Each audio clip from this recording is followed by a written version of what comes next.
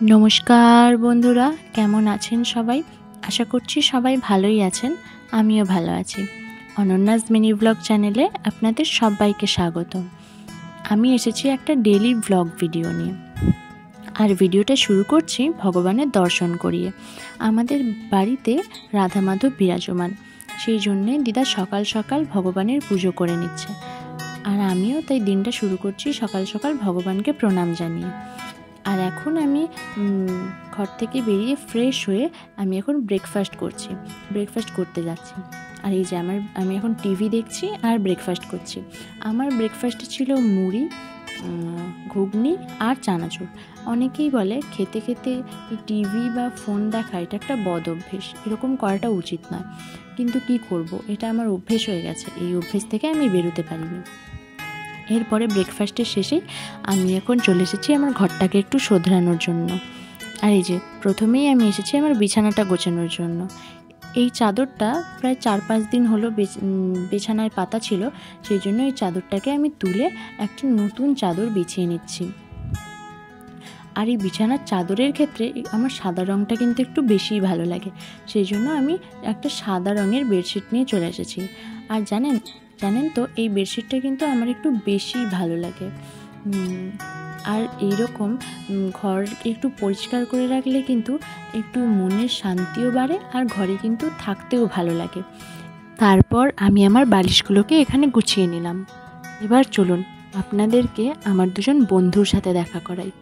এই যে এনারা দুজন হচ্ছে আমার ঘুমানোর সঙ্গী। এটা কিন্তু আমার বিছানায়ই থাকে সবসময়, ভালো লাগে। এরপর বিছানা গোছানোর শেষে আমি ঘরটাকে একটু ঝাড় দিয়ে পরিষ্কার করে নিলাম। তারপর আমি ঘরটার ঝাড় দেওয়ার শেষে এখন যাব স্নানে। সেই জন্য আমার দিদা আমার মাথায় তেল দিয়ে দিচ্ছে। আর আমি আমার চুলের যত্ন সেরকম ভালো মতো পারি না, তাই ওই দিকটা কিন্তু আমার দিদাই সামলায়। আর এগুলো কিন্তু জীবনের খাতায় লেখা অন্যতম একটা সেরা মুহূর্ত। তারপর আমি স্নান সেরে চলে এসেছি দুপুরের খাবার খাওয়ার জন্য। আর আজ আমাদের বাড়িতে রান্না হয়েছে ভাত, ডাল বড়া ভাজা, মাংসের ঝোল আর লাউ আর বড়া টড়া দিয়ে একটা টক।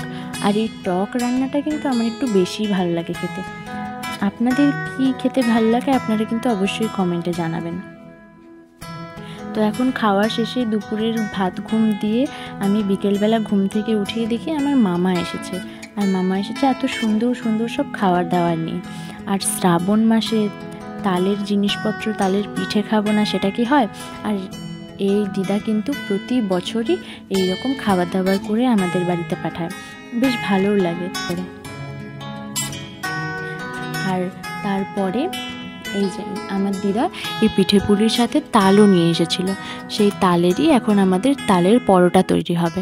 সেই জন্যই দিদা আটা মাখছে আর আমি এখানে দিদার সাথে বসে বসে এই দিদাকে তালটা তুলে দিচ্ছি। রাতের খাবার দাবার শেষ করে আমি এখন চলে এসেছি আমার যেটা রোজ ডিউটি থাকে সেই ডিউটিটা পালন করতে। এই যে এনাকে ধরে বেঁধে খাওয়ানো। এনার যে কী হয়েছে, এনার তেল বেড়ে গেছে, রোজ এনাকে এভাবে খাওয়াতে হয়। তো আজকের মতো ভিডিওটা এখানেই শেষ করছি। ভিডিওটা ভালো লাগলে আমার চ্যানেলটাকে সাপোর্ট করে দেবেন, লাইক কমেন্ট শেয়ার করে দেবেন।